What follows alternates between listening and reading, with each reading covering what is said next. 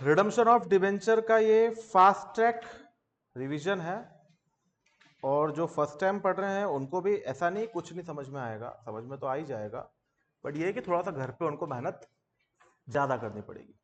Fast track revision का यही content रहता है, यही मैटर रहता है बस, कि आपने अगर पहले पढ़ रखा हो तो ये आपके लिए मैटर क्लोज कर देगा, और अगर आपने पहले नहीं पढ़ रखा हो तो ये आपके लिए मैटर स्टार्ट कर देगा।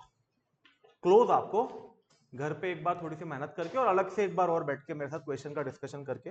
बाकी ये जरूर है कि मैं आपको इसके अंदर आईसीआई स्टडी मटेरियल के सारे क्वेश्चन डिस्कस कर लूंगा आपके साथ, कॉन्सेप्ट डिस्कस कर लूंगा, और ये मैं आपको बता दूं कि रिडम्पशन ऑफ प्रेफरेंस शेयर से ये आसान है। ठीक है, वो आपने एक बड़ी चीज पढ़ ली, ये इतनी बड़ी चीज नहीं है। तो पहली बात तो ये कि यहां बैठे हर बच्चे ने इशू ऑफ शेयर्स पढ़ा हुआ हो, इशू ऑफ डिवेंचर पढ़ा हुआ हो। रिडम्पशन ऑफ प्रेफरेंस शेयर नहीं भी पढ़ा तो भी ये समझ में आ जाएगा आपको। ठीक है, हाँ, रिडम्पशन ऑफ प्रेफरेंस शेयर पढ़ रखा हो तो इसको समझने में आपको आसानी होगी, और वो नहीं पढ़ रखा हो तो ये आपके लिए एक नई चीज हो जाएगी। बाकी अगर आपने issue of share, issue of debenture नहीं पढ़ा ना, तो पहले आपको वो चैप्टर्स पढ़, क्योंकि जब आप इशू नहीं सीखोगे तो रिडम्पशन कैसे सीख सकते हो। ठीक है, तो मैं आपको कुछ पहले कंटेंट याद दिलाता हूं इशू ऑफ डिवेंचर का, उसके बाद रिडम्पशन ऑफ डिवेंचर की तरफ अपन आएंगे। ठीक है, पहली बात तो रिडम्पशन का मतलब क्या होता है? रीपेमेंट। अब रीपेमेंट किस चीज का करूंगा? पहले लोन लिया होगा तभी करूंगा ना रीपेमेंट, ऐसे कैसे करूंगा बताओ आप? पॉसिबल है क्या ऐसे करना? नहीं, पहले तो लोन लिया होगा ना। तो लोन जब लिया डिबेंचर से तो उसको बोलते हैं इशू। क्या बोलते हैं उसको? डिबेंचर जब इशू किए दैट मींस आपने लोन लिया, लोन टेकन। कंपनी पब्लिक को डिबेंचर देती है, पब्लिक कंपनी को क्या देती है? पैसा। लेकिन जब रिडम्पशन होता है तो उसका मतलब होता है लोन रीपेड। तो देखो क्या लिखा है वहां पर, कंपनी पब्लिक को पैसा लौटाती है और पब्लिक वो जो डिबेंचर उनके पास है वो कंपनी को लौटा देती है। पहले तो ये सिस्टम समझो आप। इशू का मतलब और रिडम्पशन का मतलब समझ में आ रहा है? इशू का मतलब कंपनी ने लोन लिया, रिडम्पशन का मतलब कंपनी ने लोन लौटा दिया। अब रिडम्पशन ऑफ डिबेंचर अगर आपने प्रेफरेंस शेयर पढ़ रखा है, सॉरी रिडम्पशन, तो आपको पता है रिडम्पशन का मतलब पैसा लौटाना होता है। तो सर इसमें कौन सी बड़ी बात है सर? इसके लिए अलग से चैप्टर बना लिया इन्होंने। रुको सर, हम आपको बताते हैं। लोन टेकन की जर्नल एंट्री। लोन टेकन अगर डिबेंचर नहीं होता तो कितना आसान था। Bank account debit to loan account, और सर लोन रीपेड, तो ये लो sir loan repaid, loan to bank, chapter खत्म, जाए हम घर। बोलो कि चैप्टर खत्म, घर जाए? नहीं ना सर, अगर खाली लोन का रीपेमेंट हो तो चैप्टर ही नहीं होता अलग से। डिबेंचर थोड़ा सा स्पेशल आइटम है सर। पहली बात तो मैं आपको बता दूं कि एंट्रीज तो यही होंगी। जब आप लोन लेते हो तो डिबेंचर की एंट्री क्या करते हो? बैंक टू, मान लो 10% डिबेंचर है तो बैंक टू 10% डिबेंचर। वो ठीक है, बीच में डिबेंचर एप्लीकेशन आ जाता है, फिर डिबेंचर एप्लीकेशन टू 10% डिबेंचर। ये याद है अपने को? याद है? Bank to debenture application, debenture application to 10% debenture, तो अल्टीमेट एंट्री क्या हो रही है? बैंक अकाउंट डेबिट और 10% डिबेंचर क्या हो रहा है? क्रेडिट। और जब इसको रीपे करोगे तो भी ऑब्वियस सी बात है, आप लाइबिलिटी अकाउंट को डेबिट करोगे और बैंक कर दोगे, लेकिन इन दोनों के बीच में बहुत सारी घटनाएं होती है सर, वो पढ़नी है इस chapter. Redemption of preference share में भी क्या था सर? यही तो था। रिडम्पशन ऑफ प्रेफरेंस शेयर के अंदर भी यही था सर, कि हम लोगों को प्रेफरेंस शेयर इशू करने की एंट्री में समस्या नहीं थी, प्रेफरेंस शेयर रिडीम करने की एंट्री भी नॉर्मल थी। भाई जब पैसा आया तो बैंक टू कैपिटल, जब लौटा आया तो कैपिटल टू बैंक, पर इन दोनों के बीच में बहुत सारी रिक्वायरमेंट्स थी जो हमको फुलफिल करनी थी। मुझे बताओ वो रिक्वायरमेंट्स किसने दी थी? कंपनीज एक्ट 2013 ने दी थी। तो यहां पर भी कौन पिक्चर में उलझ रहा पता है आपके साथ आकर? कंपनीज एक्ट 2013 के कुछ प्रोविजन है डिवेंचर्स को लेकर। वो डिवेंचर्स का ध्यान रखते हैं। मैंने आपको अदर देन कैश वाले टॉपिक में पढ़ाया था कि एक क्रेडिटर आपके डिवेंचर क्यों एक्सेप्ट करेगा पैसे के बदले? क्योंकि डिवेंचर का ध्यान रखते हैं कंपनीज एक्ट, मैंने आपको बताया था। उनके रीपेमेंट के लिए वो व्यवस्था रखते हैं थोड़ी सी। तो वो व्यवस्था क्या रखी इन्होंने, वो आप इस चैप्टर में पढ़े। वो ध्यान ये लोग दूसरे क्रेडिटर्स का नहीं रखते हैं, पर डिवेंचर होल्डर्स का रखते हैं। तो इन दोनों के बीच में क्या होगा वो समझते हैं अपन। आइए पहले तो आपको याद दिला दूं कि डिबेंचर इशू, मैंने कहा था ना पहले, मैं आपको इशू याद दिलाऊंगा। तो डिबेंचर इशू कितने तरीके से हो सकता है सर? 3 तरीकों से, at par, at premium, at discount. क्या शेयर्स डिस्काउंट पे इशू हो सकते हैं? नहीं, जनरली नो। एक्सेप्शनली तो कुछ केसेस में हो सकते हैं, but generally no. But debenture par पे भी हो सकते हैं, प्रीमियम पे भी हो सकते हैं, डिस्काउंट पे भी हो सकते हैं। इशू के वक्त अगर मान लो कुछ नहीं बोला जाए तो डिबेंचर की फेस वैल्यू 100 रुपए मानते हैं अपन। अगर ये प्रीमियम पे इशू हुआ तो 10 रुपए का बेनिफिट, 10 रुपए का बेनिफिट कंपनी के लिए। इसका मतलब समझते हो कि आज मैं आपसे 110 रुपए का लोन लूंगा, पर लोन मानूंगा 100 रुपए का ही। 10 रुपए मैंने आपसे प्रीमियम चार्ज करा, तो 10 रुपए लौटाने की जरूरत नहीं होती। और अगर मैंने आज आपको डिस्काउंट पे डिबेंचर इशू कर दिया, कंपनी के लिए एक लॉस है कि मैं आज आपसे 90 रुपए का लोन लूंगा, लेकिन मानूंगा उसको 100 रुपए का। मुझे पैसे तो 90 ही मिल रहे, लेकिन मैं लौटाऊंगा कितना? 100 रुपए। ऐसे ही सर रिडम्पशन भी किस पर हो सकता है? पार, प्रीमियम और डिस्काउंट। ये पढ़ा है कि नहीं पढ़ा है आपने? क्या इशू की एंट्रीज बताऊं? देख लो एक बार, इशू की एंट्री भी देख लो। चलो, जैसे मान लो 20 रुपए एप्लीकेशन पे, 30 रुपए अलॉटमेंट पे, 50 रुपए फर्स्ट कॉल पर, 1000 10% डिबेंचर है। तो एंट्री क्या होगी? Bank to debenture application, debenture application to 10% debentures, then debenture allotment due करा, तो debenture allotment to 10% debenture, and then bank to debenture allotment. उसके बाद debenture first and final call to 10% debenture, and then bank to debenture first and final call. ये हो गई issue की entry. अब इसको अगर आप प्रीमियम पे इशू करते हो तो अलॉटमेंट के वक्त एक प्रीमियम का अकाउंट खुल जाता है। इसको अगर आप डिस्काउंट पे इशू करते हो तो अलॉटमेंट के वक्त एक डिस्काउंट का कॉलम खुल जाता है। इसमें कोई समस्या किसी को? अब बारी आती है रिडम्पशन की सर। ठीक है, अब रिडम्पशन पार पर भी हो सकता है सर, प्रीमियम पर भी हो सकता है, डिस्काउंट पर भी। हमें अगर पार पर हो रहा है, डिस्काउंट पर हो रहा है तो कोई दिक्कत नहीं है। मेन समस्या प्रीमियम वाली होती है। ये कितनों को समझ में आया मैंने क्या बोला? क्यों होती है प्रीमियम की समस्या? हाँ, वो तो चलो मैं समझ गया आपकी बात, पर समस्या अकाउंटिंग में क्या समस्या? कुछ पढ़ा है अपन ने इशू ऑफ शेयर वाले चैप्टर में, इशू ऑफ डिवेंचर वाले चैप्टर में, इसके रिस्पेक्ट है? इशू ऑफ डिवेंचर वाले चैप्टर की बात कर रहा हूं। क्या पढ़ा है उसमें? कि अगर रिडम्पशन पे प्रीमियम हो तो हमारे लिए एक लॉस है। उस लॉस को रिडम्पशन वाले दिन नहीं, आज ही बुक कर लो इशू वाले दिन। पढ़ा है कि नहीं पढ़ा है? Loss on issue account debit to premium on redemption, उसको ड्यू वाली एंट्री में जाके अड़ा दो। ये पढ़ा कि नहीं पढ़ा? मैंने कहा था कल इशू ऑफ डिबेंचर रिवाइज करके आना। अरे ये याद आ गया? Issue of debenture with the condition of redemption, जो 12th में पढ़ा आप लोगों ने, कि इशू के दिन ही रिडम्पशन पर दिए जाने वाले प्रीमियम को हम आज ही क्या कर देंगे? रिकॉर्ड कर देंगे। और लॉस ऑन इशू डेबिट करके प्रीमियम ऑन रिडम्पशन क्या कर देंगे? क्रेडिट। ये बात क्लियर है या नहीं? है ना? तो रिडम्पशन पे प्रीमियम होगा तो उसकी व्यवस्था तो आपने इशू वाले दिन ही कर दी होगी। पर अगर रिडम्पशन पे प्रीमियम नहीं होगा तो फिर इशू वाले दिन आपने रिडम्पशन के रिस्पेक्ट में कोई एंट्री नहीं पास करी होगी। जो भी करनी है वो कब करनी है? रिडम्पशन वाले दिन करनी है। तो मुझे एक बात बता दो, इशू पर प्रीमियम मेरी इनकम है, बोलो हाँ या ना? इशू पर प्रीमियम मेरी इनकम है, डिस्काउंट मेरा लॉस है। रिडम्पशन पर जो प्रीमियम है ना वो मेरे लिए लॉस है, और रिडम्पशन पर जो डिस्काउंट है वो मेरे लिए इनकम है। मैं चाहता हूं आप लोग बस ये चीज नोट कर लीजिए, ये पूरा कंटेंट नोट कर लीजिए आप। ये जो पूरा बॉक्स अब बना रहा हूं मैं, इसको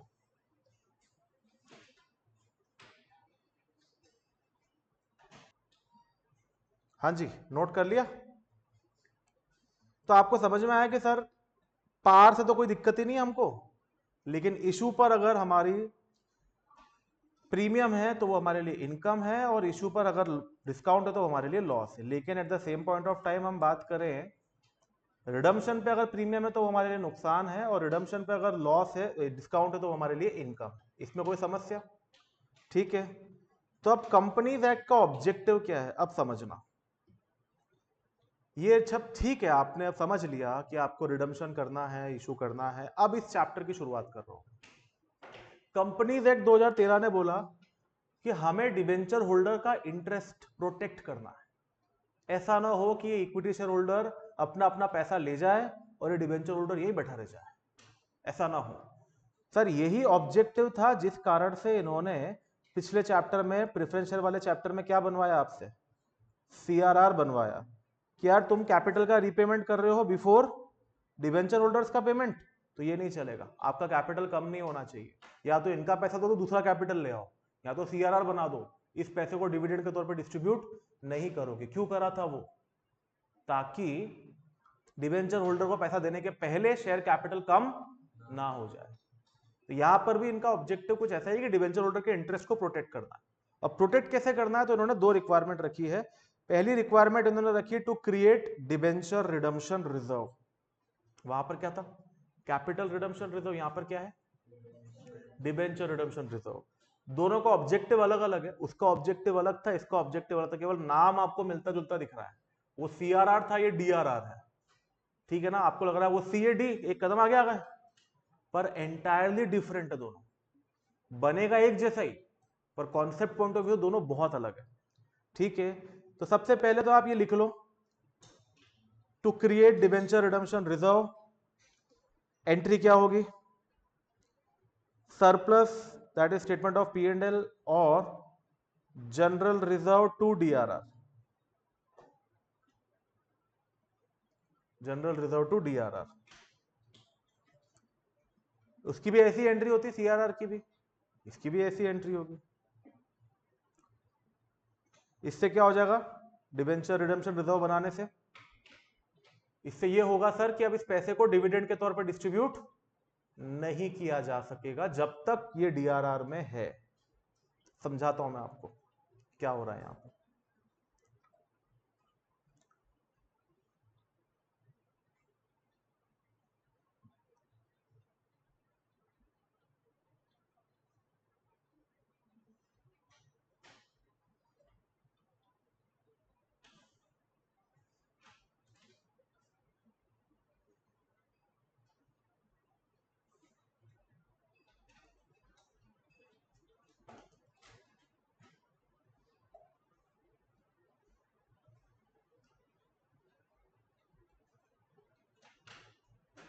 ठीक है, अब देखो हुआ क्या, जैसे आपकी ये बैलेंस शीट है, मान लो आपने डीआरआर बनाया। अभी जो जो मैं ग्रीन मार्क कर रहा हूं आप उसको देखो, तो आपने पीएनएल में से 10 माइनस करे और डीआरआर में 10 क्या कर दिए? प्लस कर दिए। ये डीआरआर बन गया। अब इससे हुआ क्या, ये जो पीएनएल बैंक के रूप में था आपके पास 10 रुपए, अब इसको पीएनएल की जगह कौन रिप्रेजेंट कर रहा है? डीआरआर। तो इससे क्या फर्क पड़ गया? इससे ये फर्क पड़ गया कि ये 10 रुपए जो बैंक के है ना, इसको आप बिजनेस में इस्तेमाल तो कर सकते हो, पर शेयर होल्डर को डिविडेंड के तौर पे डिस्ट्रीब्यूट नहीं कर सकते। अगर ये पीएनएल में रहता तो आप इसको डिविडेंड के तौर पे बांट सकते थे, तो ये बिजनेस से बाहर चला जाता। हमने इसको बिजनेस के अंदर लॉक कर दिया, बोले तुम बिजनेस में इस्तेमाल करो, तुम्हारे गल्ले में रखा रहेगा, ठीक है, स्टॉक खरीदो फिर बेचो फिर आ जाएगा, पर इसको बिजनेस के बाहर नहीं ले जा सकते। बिजनेस के बाहर मतलब ओनर को दे देना। ड्रॉइंग्स, कंपनी में ड्रॉइंग्स नहीं होती, कंपनी में डिविडेंड के तौर पर उसको देता है। तो कुल मिलाकर इनको इतने रुपए को डिविडेंड के तौर पे बंटने से रोकना था। क्यों रोकना था? बोले अभी डिबेंचर होल्डर का पैसा नहीं दिया है, तो पहले डिबेंचर होल्डर का पैसा चुकाओ, उसके बाद ये ओनर्स में बैठकर डिविडेंड बांटना। पहले बाहर का उधार चुकाओ फिर घर का उधार चुकाना। कुछ समझ में आ रही बात? तो डीआरआर बनाने से ये हो गया कि ये पैसा अब बिजनेस के अंदर लॉक हो गया।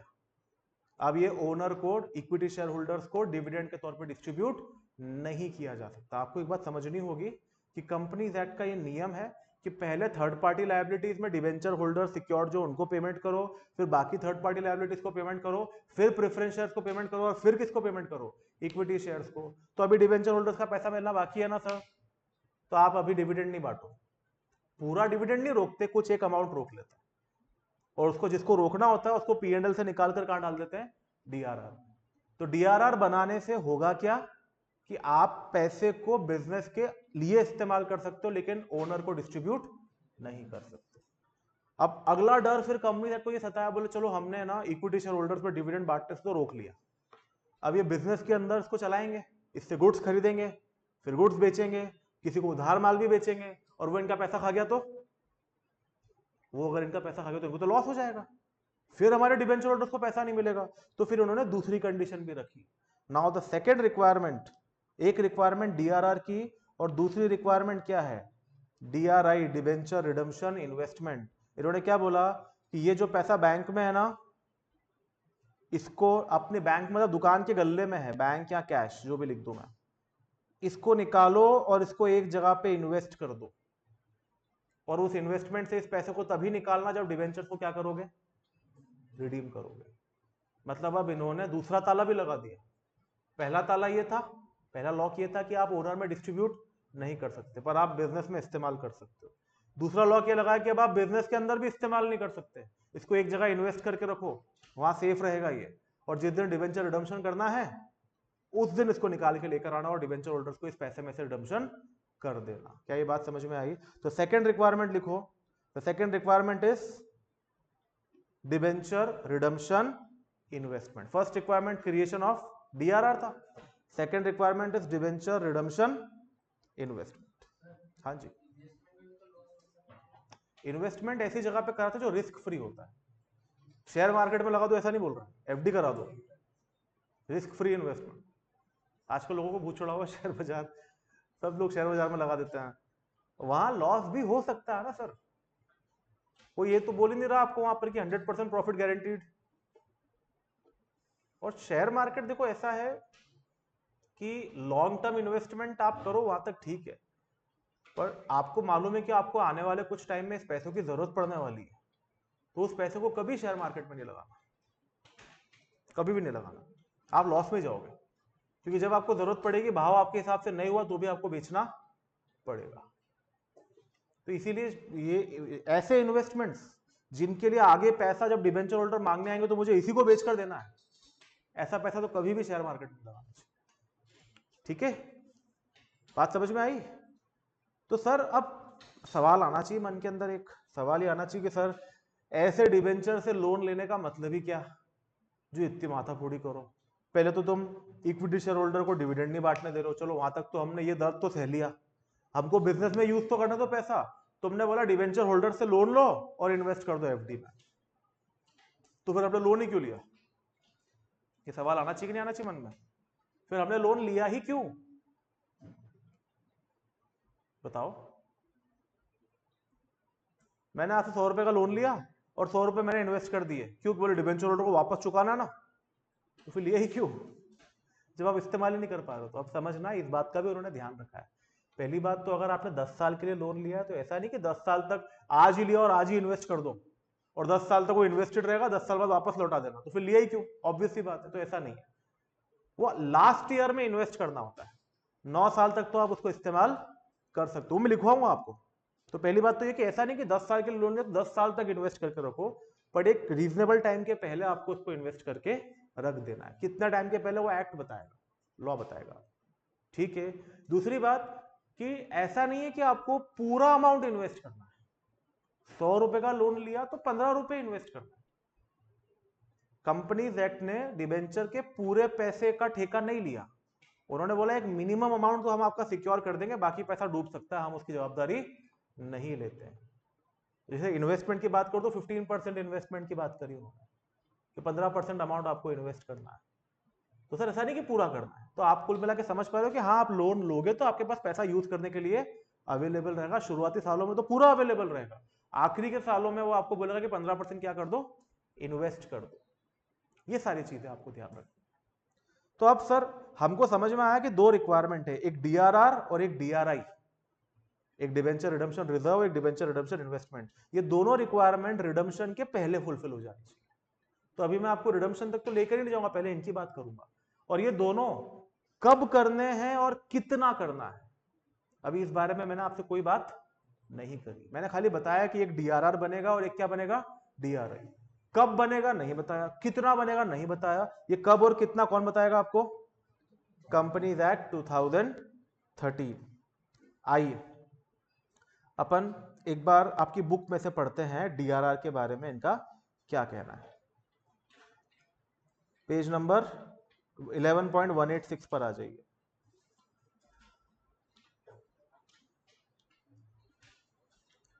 डिबेंचर रिडम्पशन रिजर्व क्या बोल रहा है देखो,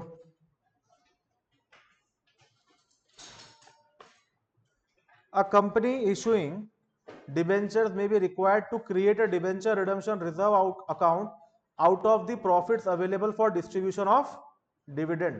मतलब ये काय में से बनेगा, out of the profit available for distribution of dividend that means दो चीजें अवेलेबल होगी आपके पास इसके लिए, एक तो फ्री रिजर्व और surplus, that is P and L का balance.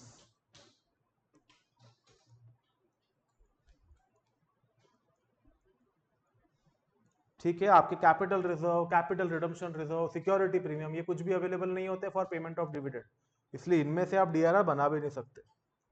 N amount credited to such account can not be utilised by the company for any other purpose except for redemption of debenture. इस amount को आप redemption of debenture के लिए इस्तेमाल कर सकते हो अगर वहां जरूरत पड़ेगी, उसके अलावा और कहीं नहीं। ठीक है, हाँ, एक बार डिबेंचर का रिडम्पशन हो गया और आपको इसकी जरूरत नहीं पड़ी, उसके बाद ये फ्री हो जाएगा। अच्छी बात ये, कैपिटल रिडम्पशन रिजर्व एक बार बनता तो वो वापस रिवर्स नहीं होता था, उसके बाद आपको उसमें से शेयर ही इशू करना है, लेकिन ये पता वापस रिवर्स हो जाता है। आपने बनाया तो एंट्री क्या करी, P and L two DRR. अब रिडम्पशन के वक्त आपने डिबेंचर होल्डर से 100 रुपए लिए थे और वो 100 रुपए आपके पास थे, आपने लौटा दिए, आपको इस रिजर्व को यूज करने की कोई रिक्वायरमेंट ही नहीं पड़ी, तो इसको वापस से रिजर्व में ट्रांसफर कर देंगे, जनरल रिजर्व में उल्टी एंट्री कर देंगे, debenture redemption reserve to general reserve. मतलब ये क्रिएट तब तक करके रखना जब तक डिबेंचर रिडीम ना हो जाए, और तब तक आप इस पैसे को कहीं और इस्तेमाल नहीं करेंगे। ठीक है, पीएनएल मैडम साल में एक बार ही बनता है एंड में, तो अब उसमें से निकाल सकते हो, लेकिन डालने का सिस्टम नहीं होता है। ठीक है ना, डालना तो आप जनरल रिजर्व में डाल दो। तो अब कितना इन्होंने क्या बोला है, an appropriate amount is transferred from profit every year to DRR and its investment is termed as debenture redemption reserve investment। ठीक है, कुल मिलाकर यहां पर भी इन्होंने ऊपरी ऊपरी तौर पे बात करी है। आप तो नीचे वाले पैरा पर आओ, मेन कंटेंट यहां पर है हमारे लिए।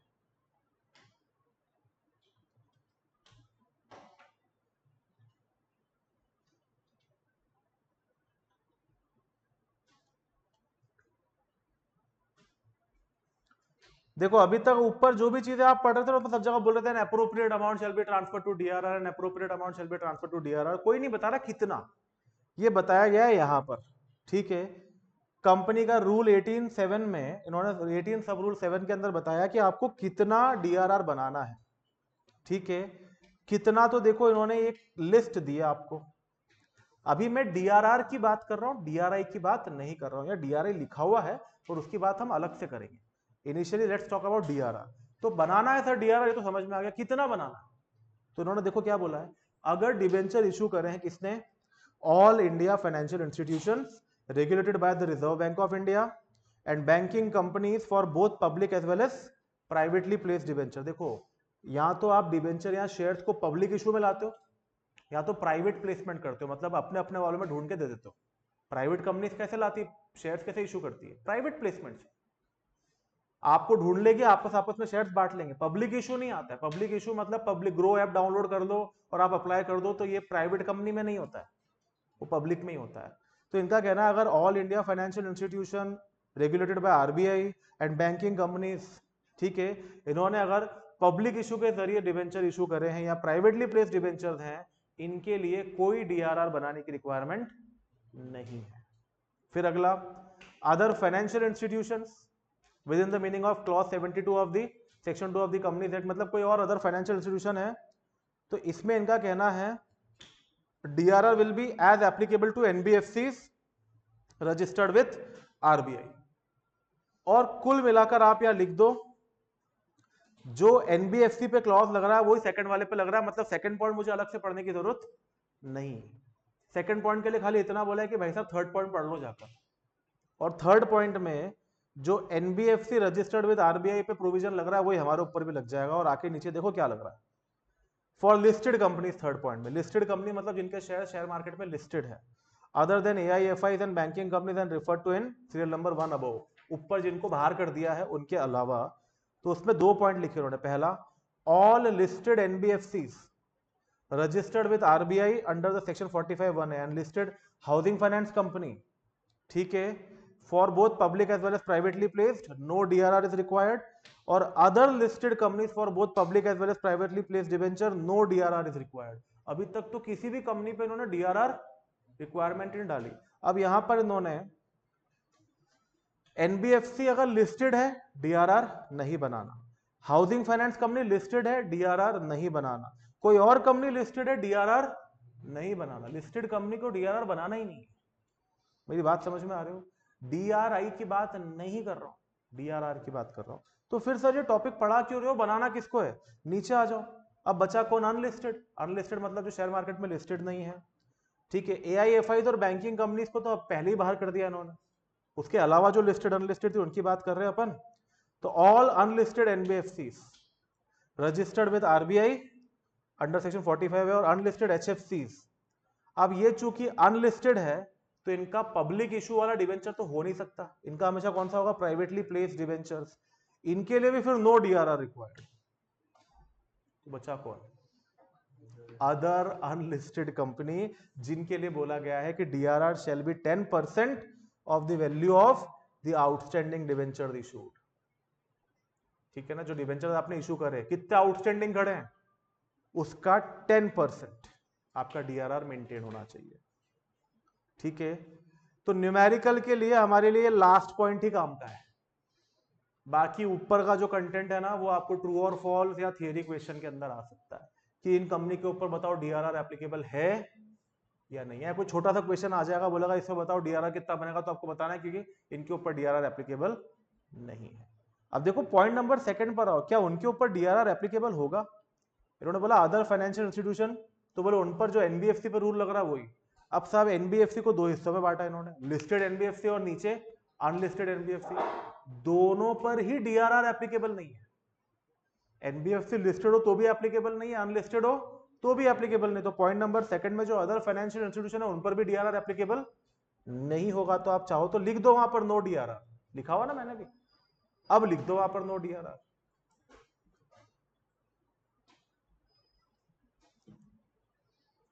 ठीक है, बात समझ में आई?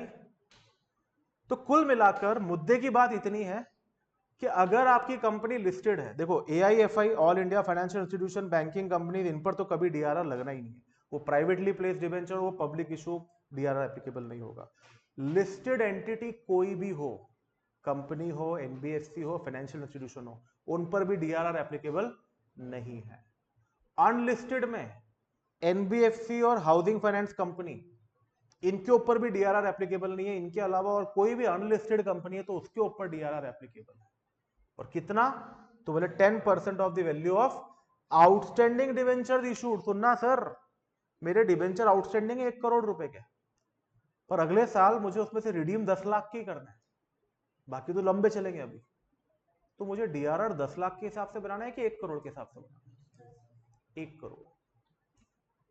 पढ़ो वहां पे लैंग्वेज ये लिखा है, debenture to be redeemed. Language पढ़ो आप, 10% of what? Outstanding debentures issued. जितने डिवेंचर आपने इशू कर दिए, ठीक है ना, उनका 10%। उनमें से कितने रिडीम करने वाले हो उनका 10% नहीं बोला, मतलब मेरे जितने डिवेंचर आउटस्टैंडिंग करना उनका 10% मेरे को डीआरआर में डाल के रखना है। कुछ समझ में आ रही बात? उसमें से कितने रिडीम करने वाले अगले साल वो बात का मैटर है, अभी मुझे उससे मतलब नहीं है। This is the point to be taken care. अब कितना बनाना है उसका जवाब मिल गया। कुछ पूछना चाह रहे हो? कितना बनाना उसका जवाब मिल गया, अभी कब बनाना है, तो इसका भी जवाब ढूंढ लेता है। क्या लिखा है इस टेबल के ऊपर देखो, as per rule 18(7) of the Companies Act amendment rules, the company shall comply with the requirement with regard to the debenture redemption reserve and investment or deposit sum in respect of debenture maturing during the year ending, ठीक है, on the 31st day of March of the next year in accordance with the condition given below। इन्होंने यहां पर DRR बनाने की कोई तारीख नहीं दी है आपको। इन्होंने क्या बोला पता है? जिस साल में आप खड़े हो अभी, उसका जो आने वाला 31 मार्च है, अभी का आज की तारीख बोलो, 15 अगस्त, हैप्पी इंडिपेंडेंस डे, ठीक है। तो इसके बाद आने वाला 31 मार्च कब आएगा? 15 अगस्त 2024 है आज। आने वाला 31 मार्च 2025 ना। तो ये लोग उसको नेक्स्ट ईयर बोलते हैं, जबकि फाइनेंशियल ईयर के पॉइंट ऑफ व्यू से वो नेक्स्ट ईयर नहीं हुआ, पर बोले कैलेंडर ईयर चेंज हो गया ना।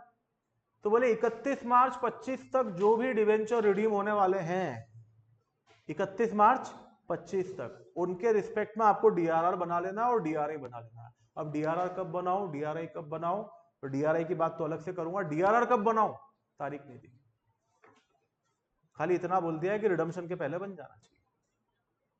तो अब मुझे बताओ, आप रिडम्पशन के पहले बनाओगे। अब हम प्रैक्टिकली इसका सॉल्यूशन निकालते हैं। लॉ ने क्या बोला वो पढ़ लिया, हम क्वेश्चन में क्या करें फिर, जब हमारी इच्छा हो तब बना लेंगे क्या। तो एक नियम बना लेते हैं अपन, फिर समझेंगे इंस्टीट्यूट क्या बोलता है। तो मेरे हिसाब से नियम ये बनना चाहिए कि आपको चूंकि इसको P&L से निकालना है, अगर रिजर्व अवेलेबल हो फिर तो कोई दिक्कत ही नहीं है, फिर तो कभी भी बना सकते हो, साल के बीच में बना सकते हो। पर अगर आपको इसको P&L से निकालना है, रिजर्व अवेलेबल नहीं है, तो P&L तो साल के एंड में बनता है कि नहीं बनता है। ठीक है, ये एक व्यू बता रहा हूं मैं आपको, इंस्टीट्यूट ने अलग करा है तो अपन अलग कर लेंगे क्वेश्चन डिस्कशन के वक्त। पर कायदे से अब ये दिस इज द समरी, कब और कितना लिखा ना, तो मैंने आपको बुक में से पढ़ा दिया। No, this is the summary कि DRR is to be created at 10%, पढ़ लिया अपन ने। अब बाकियों के ऊपर तो एप्लीकेबल है ही नहीं, और जिनके ऊपर एप्लीकेबल है कितना है, 10%। कब बनाना, तो एक एग्जांपल समझना।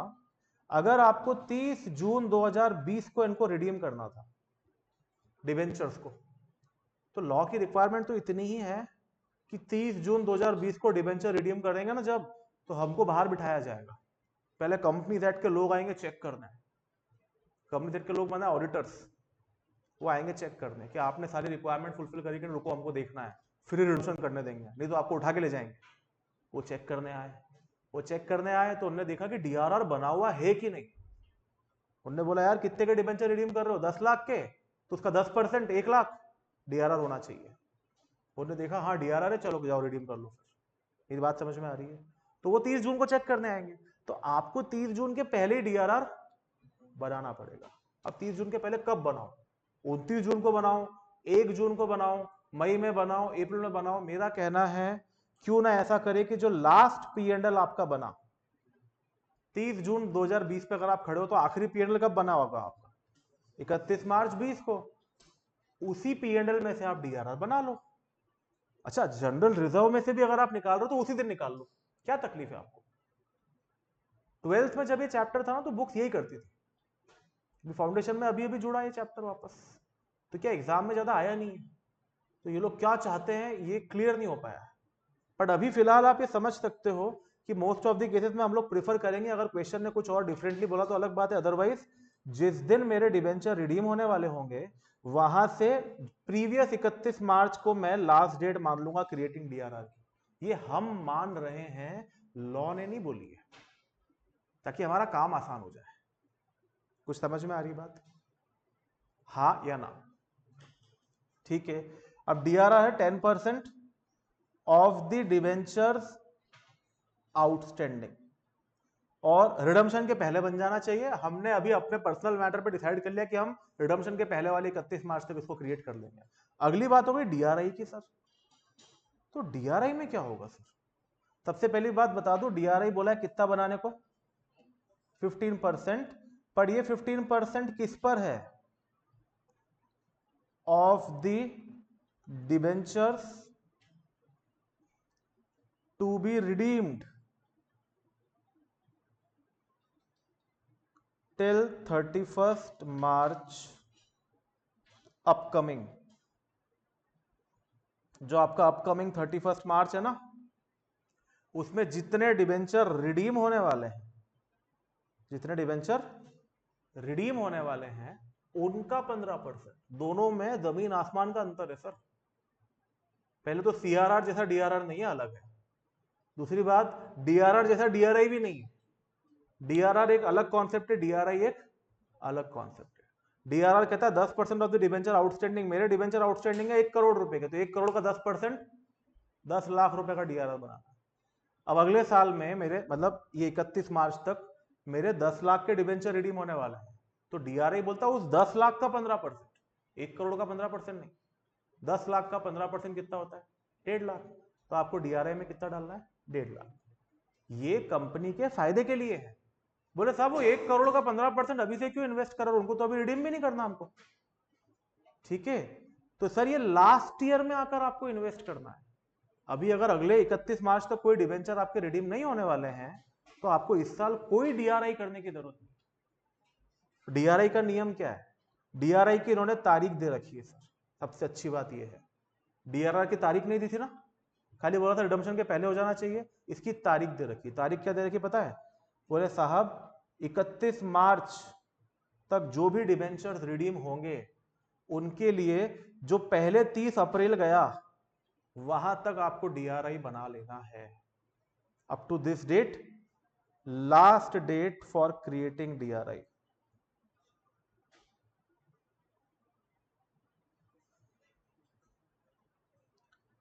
मतलब आपसे पता है क्या बोल रहे हैं, आपका ईयर चालू हुआ ना अभी 1 अप्रैल से, दूरबीन लगा के देखो कि आने वाले 31 मार्च तक कितने डिबेंचर्स रिडीम होने वाले हैं। आपको पता चल गया ना कितने होने वाले हैं। तो 30 अप्रैल, 30 दिन का टाइम दे रहे। दूरबीन कितने लगाई आपने? 1 तारीख को। 30 दिन का टाइम दे रहे हैं आपको। 30 दिन में उन डिबेंचर का 15% इन्वेस्ट कर दो डीआरआई। लास्ट डेट क्या है? 30th अप्रैल। आपकी बुक की लैंग्वेज पढ़ोगे ना तो पता है क्या बोलेगा? 15% of the debenture to be redeemed up to 31st March of the next year shall be invested into DRI till 30th April of the current year। अब ये लैंग्वेज कॉम्प्लिकेटेड लगती है बच्चों को, बोले करंट ईयर, नेक्स्ट ईयर। भाई साहब they are talking about calendar year. तो अभी अगर 2020 चल रहा तो अगला 21 आएगा, अभी 24 चल रहा तो 25 आएगा। पर आप समझते हो कि 31 मार्च 25 तक हमारा ईयर चेंज नहीं हुआ है, हमारा ईयर तो अगले 1 अप्रैल से चेंज होगा। पर वो बोलने को होता है कि 2024 खत्म हो गया और 2025 आ गया। क्या ये बात समझ में आ रही है? ठीक है, तो आपको तो ये नेक्स्ट ईयर वाले शब्द से घबराना है। नेक्स्ट ईयर मतलब वो 31 मार्च तक की बात कर रहा है आपसे। तो 1 अप्रैल को हम चेक करेंगे 31 मार्च तक कितने डिबेंचर रिडीम होने वाले हैं, और 30 अप्रैल तक उन डिबेंचर्स का 15% डीआरआई में डाल देना। तो ये डीआरआर और डीआरआई की रिक्वायरमेंट्स है। क्या ये मैटर क्लियर हुआ अपने को? ये नोट कर लिया आप लोगों ने? सबने नोट कर लिया? ये एक्चुअली जो ये नए चैप्टर जुड़े ना, यही कारण है कि आपका जो फाउंडेशन का रिजल्ट जून में 14% आया, क्योंकि बच्चों को लगा कि ये नए चैप्टर्स तो ये टाइम पास है, हम ऐसे उड़ा लेंगे इनको। पहले क्या होता था, ये डिबेंचर विबेंचर के रिडम्पशन, प्रेफरेंस का रिडम्पशन, बोनस, राइट इशू था नहीं। Issue of share, issue of debenture बच्चा 12th में पढ़ के आता था। 15 नंबर का fix question issue of shares का, और कुछ क्वेश्चन, एक आध क्वेश्चन डिबेंचर का आ गया, ये 20 नंबर तो बच्चे के अकाउंट में पक्के हो जाते थे। उसके बाद 10 नंबर का बीआरएस, 10 नंबर का रेक्टिफिकेशन, ये होगा 40। 5 नंबर का डेप्रिसिएशन, 8 नंबर का भी आता कभी कभी, ये होगा, पास हो गया बच्चा। तो उसके ऊपर जो नंबर है उसका बोनस। अब वो बोनस छीन गया उससे, क्योंकि इशू ऑफ शेयर्स का क्वेश्चन आ तो साथ में उसके अंदर उन्होंने बोनस इशू भी डाल दिया, राइट इशू भी डाल दिया, रिडम्पशन ऑफ डिबेंचर भी डाल दिया, रिडम्पशन ऑफ प्रेफरेंस शेयर भी उसी एक क्वेश्चन में डाल दिया। उसका इंपैक्ट आया ओवरऑल। हमें लगता है क्या सर आसान तो है, पर नया है, आप लोगों ने पहले पढ़ा नहीं होता है। ठीक है, तो एक केस देख लो अभी फटाफट से, आपको लिखना हो तो लिख भी लेना। एक केस हमने बनाया हुआ है। बैलेंस ऑफ डीआरआर कितना है as on 1 April 2022? 30,000। Total 10% debenture outstanding 10 lakhs, out of which rupees 5 lakh debentures to be redeemed on 30th September 2023। फटाफट से लिखो ये केस।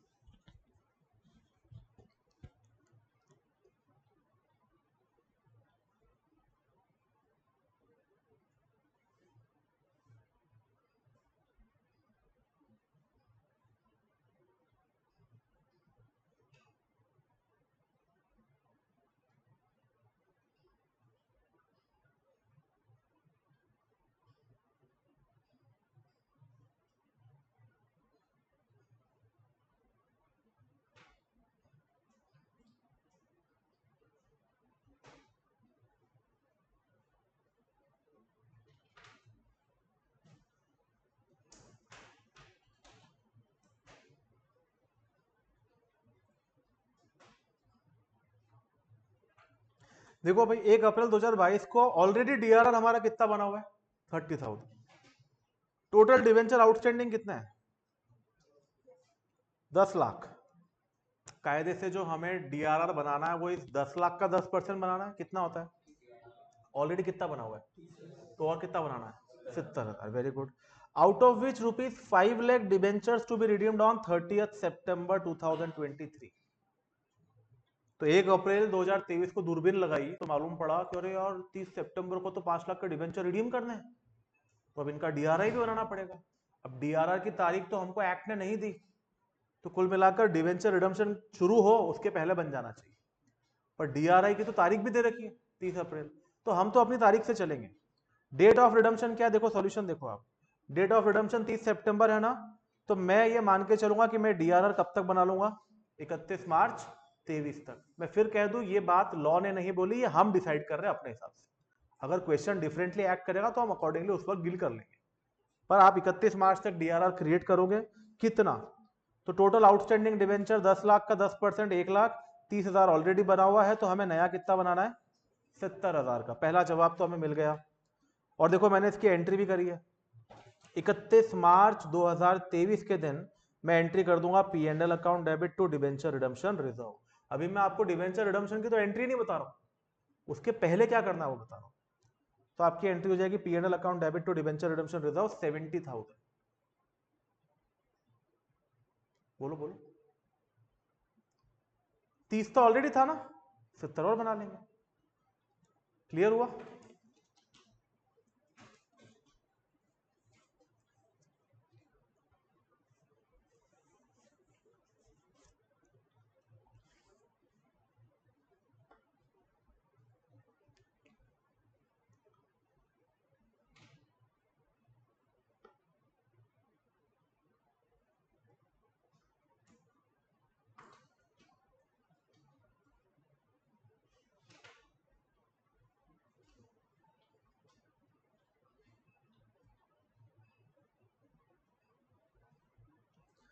अब इसके बाद अगली रिक्वायरमेंट है डीआरआई की। अब मुझे आप बताओ डीआरआई कब तक बन जाना चाहिए? 30 अप्रैल 2023। ये हमारा अजम्पशन नहीं है, ये तो लॉ ने बोल रखा है कि इसको 30 अप्रैल तक बनाना है। पर डीआरआई का जो 15% का क्लॉज है वो of the total debenture outstanding पर नहीं लगता है, किस पे लगता है? Debenture to be redeem. तो debenture to be redeem till 31 March 24 कितना डिबेंचर रिडीम होना है? 5 लाख का। तो डीआरआई 10 लाख का 15% बनेगा कि 5 लाख का 15%? 5 लाख का 15% कितना बनेगा? 75,000 का डिबेंचर रिडम्पशन इन्वेस्टमेंट बनेगा। और इसकी एंट्री क्या होगी? नॉर्मल जैसी इन्वेस्टमेंट की एंट्री होती है, DRI to bank, debenture redemption investment to bank 75,000।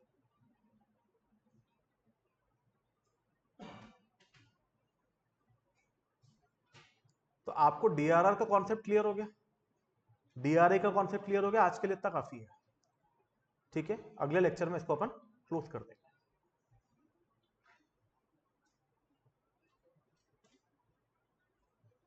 फिर इसको रिडम्पशन की एंट्री सिखाकर 3-4 इलस्ट्रेशन हैं और एक आध दो प्रैक्टिकल प्रॉब्लम्स होंगे मेरे हिसाब से इसमें।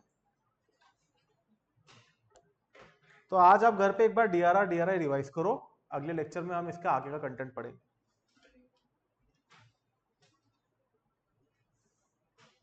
Thank you.